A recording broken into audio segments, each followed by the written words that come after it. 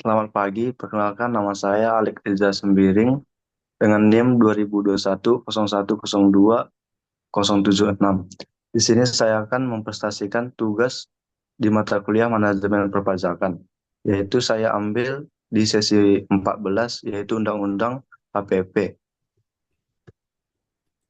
Pengertian Undang-Undang HPP adalah undang-undang yang bertujuan untuk menyatukan dan mengatur peraturan perpajakan di Indonesia agar lebih terkoordinasi dan harmonis. Tujuannya adalah untuk meningkatkan efektivitas, kepastian hukum, dan keadilan dalam sistem perpajakan. Dengan adanya Undang-Undang HPP, diharapkan tercipta kebijakan perpajakan yang lebih terstruktur dan dapat diimplementasikan secara konsisten di seluruh masyarakat Indonesia.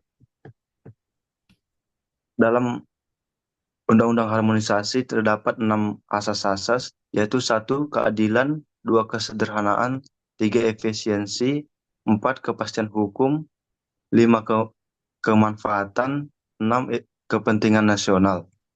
Yang pertama itu keadilan, bahwa sistem perpajakan harus adil bagi semua wajib pajak tanpa diskriminasi berdasarkan status atau karakteristik pribadi. Yang kedua itu kesederhanaan. Pentingnya menyederhanakan aturan perpajakan untuk memudahkan pemahaman dan kepatuhan wajib pajak bagi masyarakat. Yang ketiga itu efisiensi, mengacu pada upaya untuk mengatur administrasi perpajakan sedemikian rupa sehingga dapat dilaksanakan dengan biaya dan waktu yang efisien, baik bagi pemerintah maupun wajib pajak itu sendiri. Kepastian hukum. Aturan di dalam perpajakan harus jelas, dapat diprediksi, dan dapat diandalkan bagi wajib pajak agar mudah untuk dicerna oleh masyarakat. Yang kelima itu kemanfaatan. Aturan di dalam perpajakan harus memberikan manfaat yang positif bagi masyarakat dan perekonomian secara keseluruhan. Yang terakhir itu kepentingan nasional. Setiap negara memiliki kepentingan untuk mempertahankan dan melindungi sumber daya ekonomi nasional melalui sistem perpajakan. Selanjutnya, tujuan dalam Undang-Undang Harmonisasi Peraturan Perpajakan, yaitu ada pertama, meningkatkan pertumbuhan dan mendukung percepatan pemulihan perekonomian. Yang kedua itu mengoptimalkan penerimaan negara. Yang ketiga itu mewujudkan sistem perpajakan yang berkeadilan dan berkepastian hukum. Yang selanjutnya melaksanakan reformasi administrasi, kebijakan perpajakan dan konsolidatif, dan perluasan basis pajak. Yang terakhir itu meningkatkan kepatuhan sukarela wajib pajak. Selanjutnya, pengertian ketentuan umum dan tata cara perpajakan. Ketentuan umum dan tata cara perpajakan merupakan bagian integral dari sistem perpajakan yang mengatur aspek-aspek dasar dan administrasi untuk mencapai tujuan perpajakan negara sebagai pengaturan keuangan publik dan distribusi keadilan sosial. Selanjutnya itu penggunaan NIK sebagai NPWP orang pribadi. Integrasi basis data kependudukan dengan sistem administrasi perpajakan bertujuan mempermudah wajib pajak orang pribadi melaksanakan pemenuhan hak dan kewajiban perpajakan demi kesederhanaan administrasi dan kepentingan nasional. Penggunaan NIK sebagai NPWP tidak serta-merta menyebabkan setiap orang pribadi membayar pajak. Pembayaran pajak dilakukan apabila penghasilan setahun di atas batas PTKP. Dan yang kedua itu peredaran bruto di atas 500 juta per tahun bagi pengusaha yang membayar PPh final 0,5%.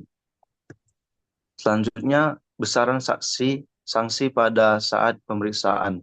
Untuk keadilan dan kepastian hukum dilakukan penurunan sanksi pada saat pemeriksaan. Hal ini juga sejalan dengan semangat pengaturan dalam Undang-Undang Cipta Kerja.